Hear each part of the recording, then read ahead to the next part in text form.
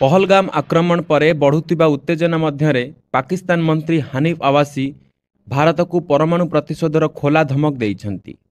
चेतावनी देइछंती जे पाकिस्तान रो अस्त्र भंडार गौरी, शाहीन और गजनमी मिसाइल सहित 130 परमाणु युद्धास्त्र केवल भारत पई रखा जाइछि।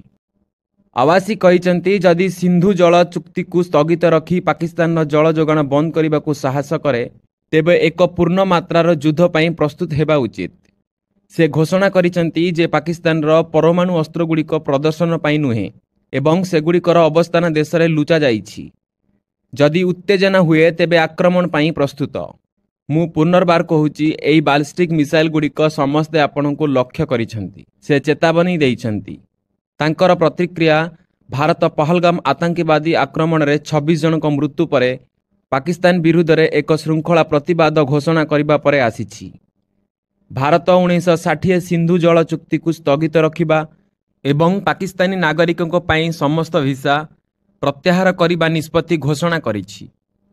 भारतर जल जोगाण एवं पाकिस्तान सह वाणिज्य संपर्क स्थगित रखिबा निष्पत्ति को उपहास करी हानिफ आवासी कहिसंती जे नुआ दिल्ली एहार कार्यर कठोर परिणाम बुझिबा आरंभ करिछि।